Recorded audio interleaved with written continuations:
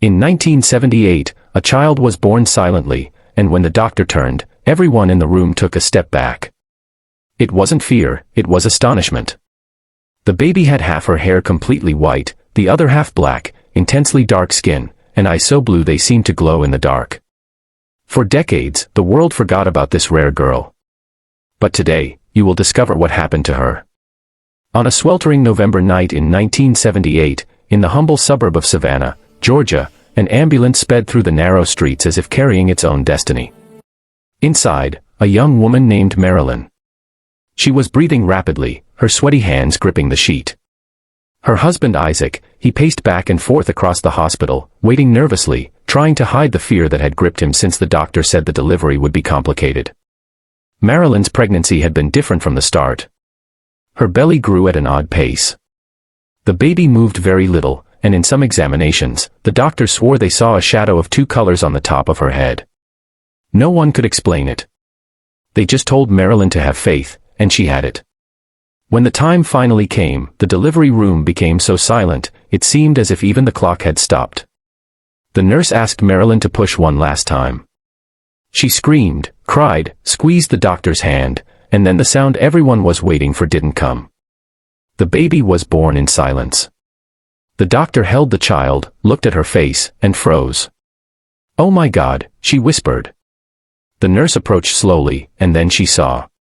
The girl was black, but she had one entire side of the hair snow white from root to tip.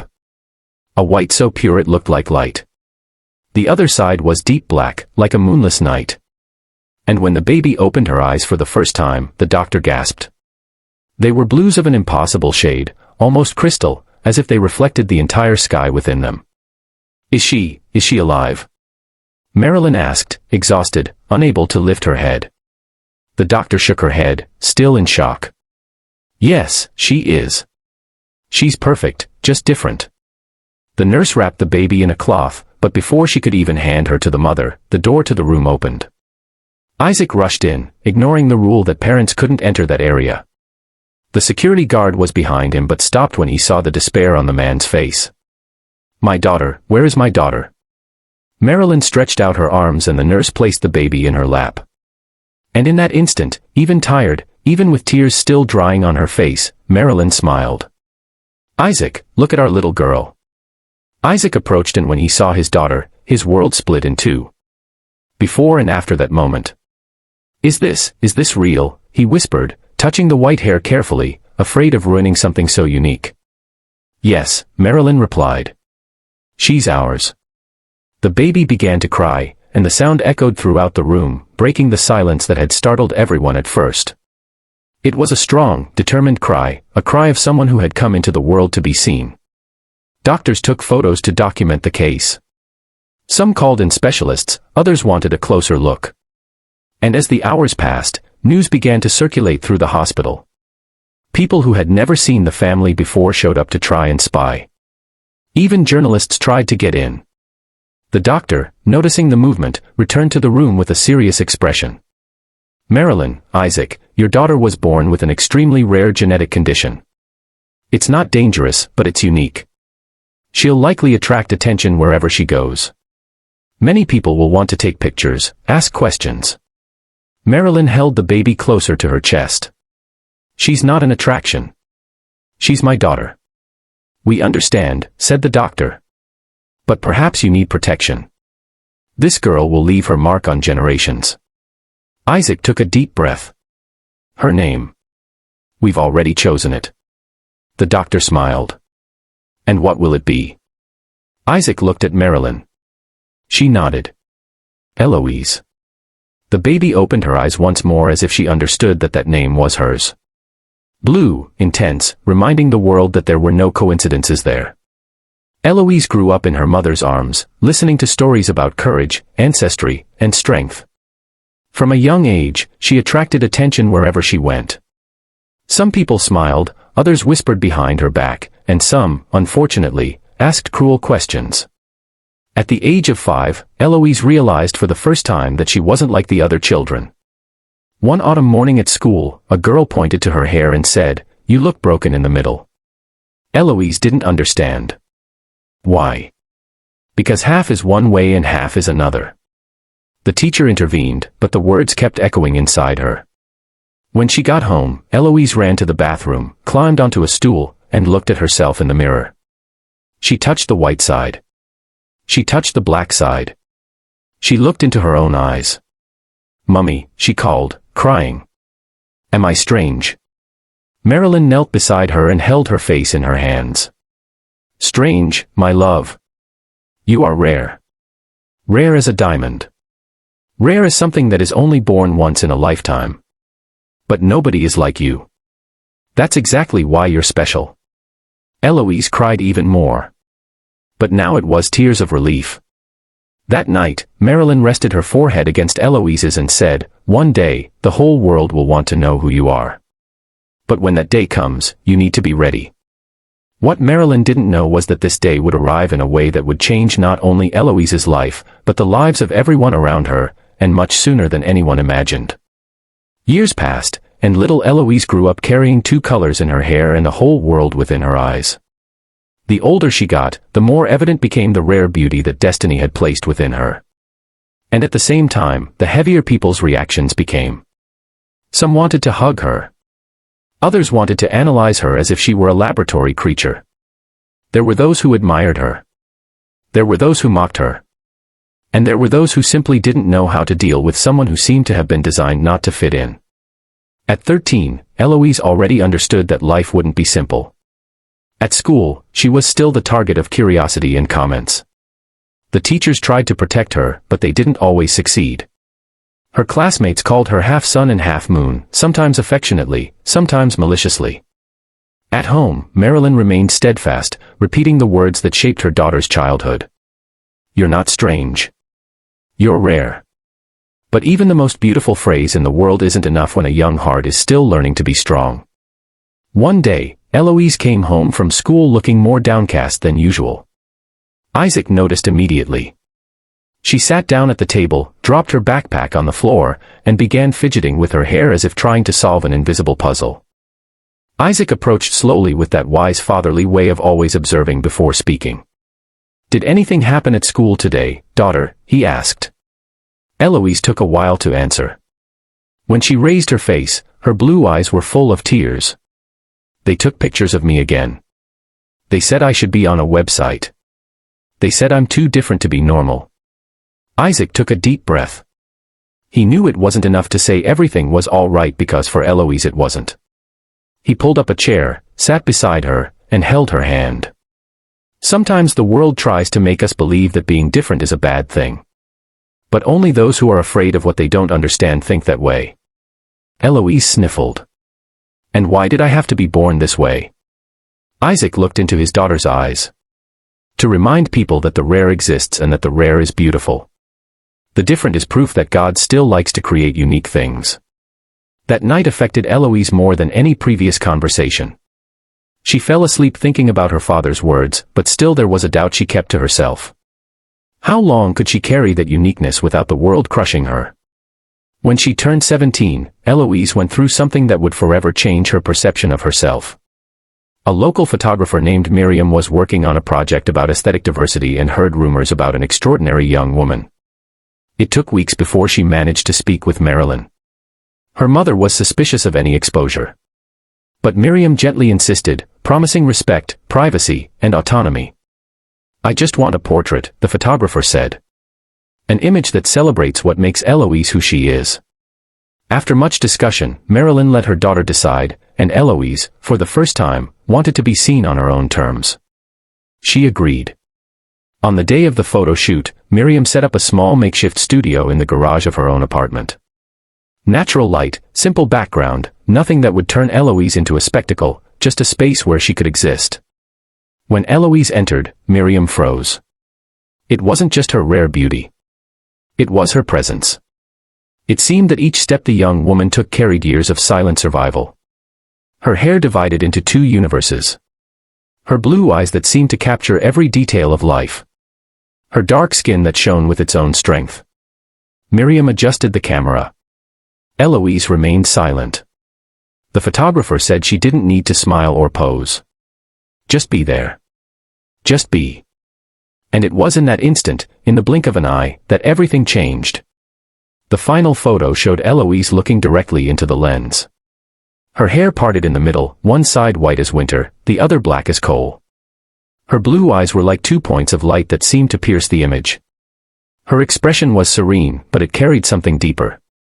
It was as if Eloise were saying to the world, "I exist, and I will not hide." Miriam posted the photo in a small online exhibition. Initially, it was only for friends and local artists, but within 24 hours, the image had spread across social networks.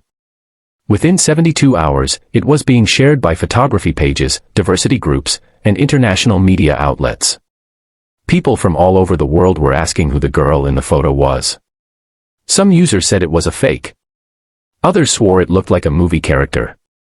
Many called it beautiful. Others called it a lie. But nobody, absolutely nobody, could scroll past that image without stopping. Marilyn's cell phone wouldn't stop ringing. Miriam's email inbox crashed, and Eloise, terrified, watched her own face go viral without her permission. The turning point came 3 weeks later when an American magazine specializing in rare cases and inspiring stories contacted her requesting an interview. Marilyn immediately refused, but Eloise, now 18, asked her mother to let her make the decision. "Mom, all my life I've been hidden away.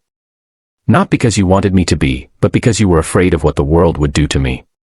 Now the world has found me. And for the first time, I think I can choose how I'm seen." Marilyn remained silent for long minutes. Her protective instincts battled against her desire to see her daughter free. Finally, she nodded. "That's fine, but you're not going alone." The interview took place in a quiet park. The reporter asked simple, respectful questions. Eloise answered honestly. She spoke about the pain, the stares, the comments, but also about the beauty of being rare. She asked only one thing, that her story be told with dignity, not as a spectacle. The article was published 2 weeks later with the title, "The Young Woman Who Carries Two Worlds in Her Hair." When Eloise read it, she cried because for the first time, someone saw beyond the visual impact. They saw the girl who grew up hearing that she was strange, but who finally understood her own strength. What no one knew was that that interview was just the beginning. Because a short time later, something much bigger and more unexpected was about to happen. Something that would reopen old wounds, reveal secrets that Marilyn had kept since the birth of her daughter, and place Eloise before the greatest dilemma of her life. And it would all begin on an ordinary afternoon when an envelope with no return address arrived at the family's door. An envelope that contained a single photograph, an old photograph from 1978 of a baby lying on a metal table in a hospital. Half of her hair is white, half is black and blue eyes shining for the first time. The envelope lay on the kitchen table. Small, yellowed. No return address. No new stamp. It seemed to have traveled decades to end up there in front of Marilyn, who stared at the paper as if it were a shadow from the past, returning to collect something. Eloise descended the stairs slowly, adjusting her hair, parted in the middle, still damp from her bath. When she saw her mother motionless before the envelope, she frowned. "Did something happen?" she asked. Marilyn didn't answer immediately. She simply slid the envelope towards her daughter as if her hands were too heavy to hold it any longer. Eloise opened it carefully, pulling out the contents slowly, almost fearing what she would find inside. A single photograph, a flash frozen in time. A newborn baby on a cold hospital table looking at the camera as if she already understood that she would carry the weight of rarity forever. Half her hair white, half black, the same blue in her eyes. It was her. But that photo didn't exist in the family album. It didn't exist anywhere. Eloise felt her stomach churn. "Mom, who took that?" Marilyn put her hand to her mouth and turned her face to the side as if she were about to cry. Her breathing became short. "I don't know who sent it, but I know who took it. The doctor who delivered you. She took some photos to document the case to send to a research center. But this one I've never seen before." Eloise sat down trying to process it. It made sense that the hospital had registered the birth. But why after so many years did that image suddenly appear? "Do you think she sent it?" Eloise asked. Marilyn shook her head. "She retired years ago. I've lost contact with her. I don't even know if she's still alive." Isaac entered the kitchen at that moment. The silence was so profound that he understood immediately that something was happening. When he saw the photo in his daughter's hand, his face paled. Where did this come from? It was at the door, Marilyn replied. No name, nothing. Isaac took a deep breath. The kind of breath only people who have lived through hidden pain know. Eloise realized there was something bigger there, something her parents knew. But she didn't. You're hiding something from me, aren't you? Marilyn hesitated. Isaac closed his eyes for a moment. And Eloise, seeing this, felt her heart race. The mother pulled up a chair and sat down. I never wanted to hurt you, she said in a low voice. I was just trying to protect you. I needed to protect you. Protect from what? Eloise asked. Marilyn clasped her hands together as if gathering courage and began to speak. On the day you were born, some doctors were fascinated by your appearance. Others thought you were a case study, and there were those who wanted to take you away from me. For research, for examinations. Eloise felt the ground disappear beneath her feet. What? The hospital wanted to keep you admitted.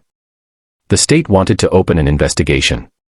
People wanted to know who your ancestors were, what your circumstances were.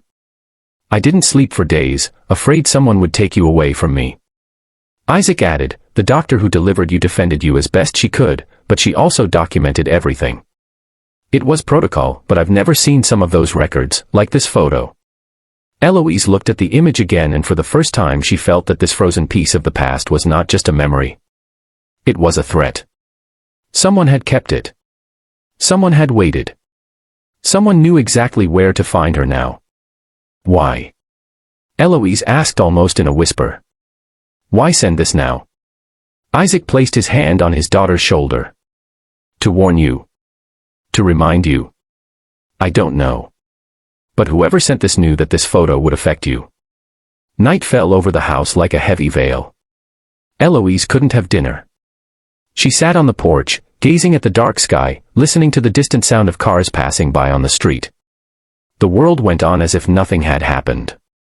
But inside her, something was crumbling. As she stared at her own reflection in the glass door, Eloise tried to imagine herself as a baby on that cold table. A whole life marked from the very first minute. And now at 20, someone was reopening the wound. Whoever it is, why now? She thought. The cell phone vibrated. An unknown message. Just one sentence. You need to know the truth about your birth. Eloise felt a prickling sensation on her skin, as if an electric current were running through her entire body.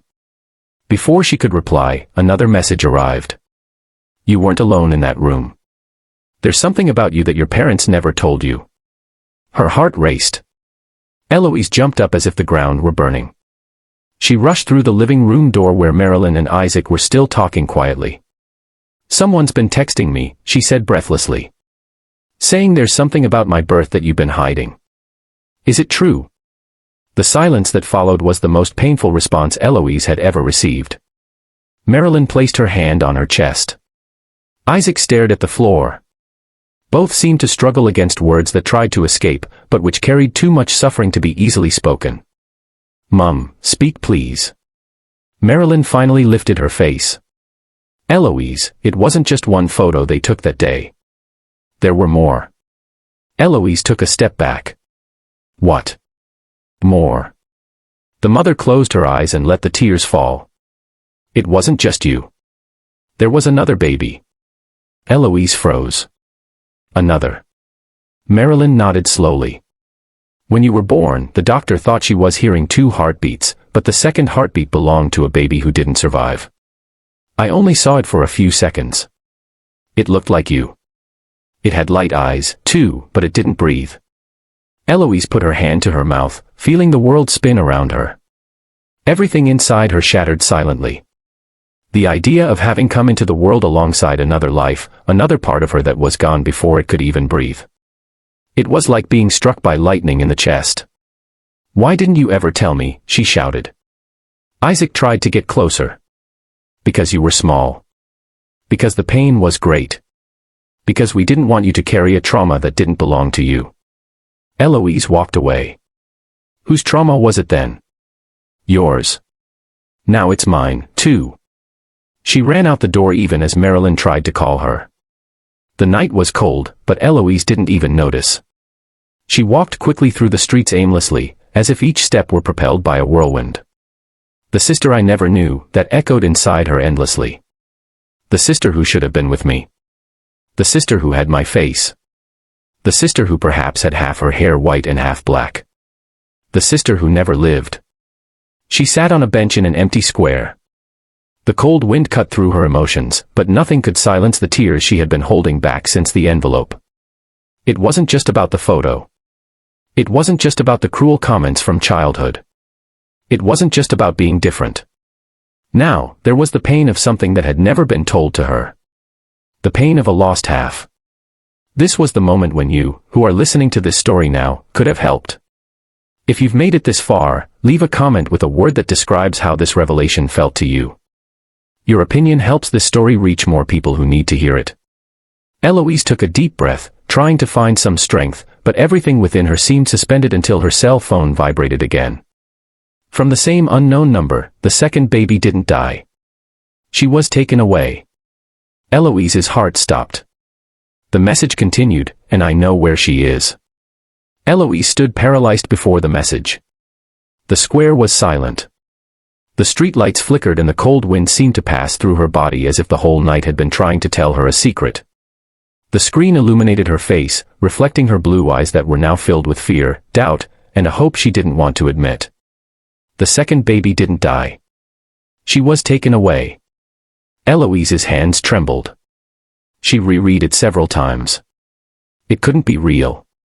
It couldn't be possible. But the pain that gripped her chest told her that somehow she had always felt something was missing. As if inside her there was a void that no explanation in life had been able to fill. The phone vibrated again. If you want to know the truth, come alone tomorrow. At 11 o'clock in the morning, in the old administrative building of Savannah Municipal Hospital, room 3B. Eloise stared at the message, unable to reply. For a few seconds, she thought about deleting it, ignoring it, forgetting it.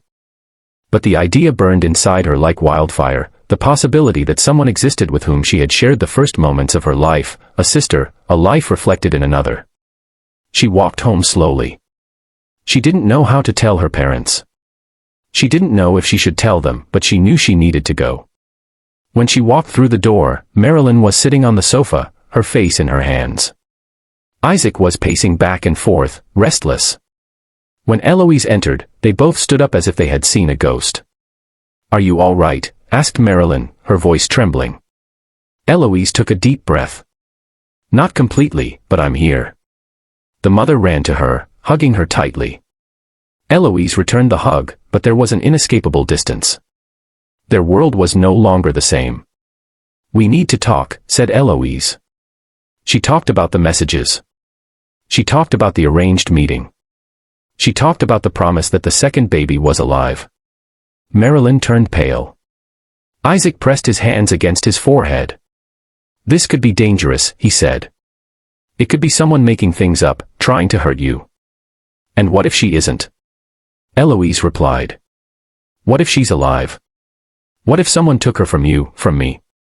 Marilyn took a deep breath trying to stay calm. "I would never let them take you from me, Eloise.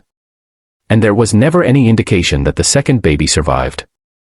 I saw when the doctor took her away. She wasn't breathing." Eloise looked into her mother's eyes. "You had just given birth to me. Perhaps you were too weak to understand everything. Perhaps someone lied to you. We can't ignore this. I need to go." Isaac tried to argue, but his daughter raised her hand firmly. "I'm going." Scared, not knowing what to believe. "But I'm going." The next morning, Eloise woke before sunrise. Her hair parted in the middle was tied back with a simple scarf. She dressed in dark clothes and left quietly. The walk to the old hospital was long. The abandoned building seemed to breathe history. Broken glass, peeling paint, and echoing silence. The clock struck 11 when Eloise entered through the side door. As instructed, the hallway was damp and smelled of mildew. Room 3B was at the end of a narrow corridor. When she opened the door, she expected to find someone, but the room was empty. Eloise took 2 steps inside, taking a deep breath. "Is anyone here?" A faint light flickered. The sound of small footsteps echoed. Then a figure entered through the door. An elderly woman hunched over but with a firm gaze, white hair tied in a simple bun. "Who are you?" Eloise asked. The woman stared at her intently. "I am the doctor who delivered your baby." Eloise froze. "Dr. Lewis?" she asked, searching deep within her memories for the name her parents had mentioned. The woman nodded. "I thought you had died." She smiled. "Not yet." Eloise stood motionless, waiting. The doctor took a deep breath, leaning on the table beside her. "You need to know the truth, and no one else could tell you but me." She approached, gazing deeply into Eloise's blue eyes. "You weren't born alone. Your sister was born seconds later." Her heart was weak, very weak, but she breathed. "And at that moment, a team of researchers who were at the hospital took me out of the room. They took the baby before I could stop them." "Why?" asked Eloise, her voice breaking. "Because you and your sister were considered extremely rare cases. They wanted to study you. They wanted to isolate what they believed to be a unique genetic mutation. I fought, Eloise, but I was young. I had little authority. When I returned, you were in your mother's arms, and your sister had disappeared, and nobody did anything." Eloise shouted. The doctor lowered her head. "I tried to report it. I tried to warn your parents, but I was sidelined. They said I was unstable, that I was confusing the facts. And after that, I received threats. For decades, I lived with this burden. And now, seeing you online again, I knew I couldn't die with this secret." Eloise felt the ground disappear beneath her feet. What happened to her? Where is she? The doctor rummaged through an old folder and pulled out a photo, a girl of about 20, intense blue eyes, hair parted in the middle, black and white, exactly like Eloise. "Her name is Amelia," the doctor said. "She was registered as an orphan. She grew up in a private institution, and according to the latest records I could find, she still lives in this region today, but I don't know where. I haven't been able to find her." Eloise held the photo with both hands, like someone receiving a piece torn from their own heart.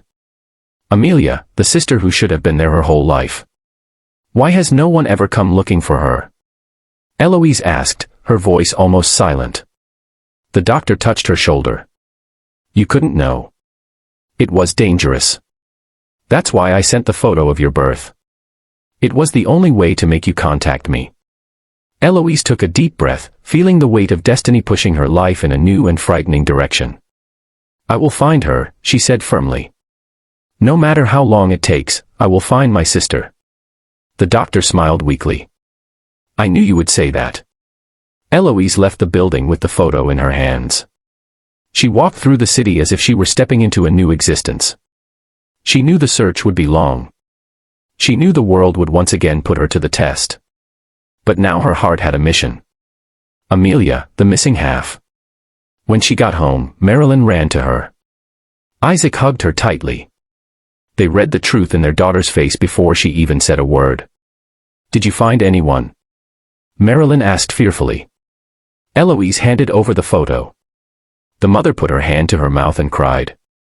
Isaac did too. And for the first time, it wasn't pain in those tears. It was an old hope being reborn. Eloise looked at her parents. "I know where I came from now, but I still don't know where I'm going, and I'm going to bring her back. She exists and she's alive." Marilyn squeezed her daughter's hand. "So, we'll search together." Eloise smiled, her eyes welling up with tears. The world tried to separate them. Now, nothing could stop their reunion. If you've listened to this story this far, thank you for staying until the end. And now, I have a request for you. Subscribe to the channel to follow more stories like this one. Comment below which city you watched it from. And if you watched until the end, write the word "to be reborn." And don't forget to watch the videos that are appearing on the end screen. They're waiting for you.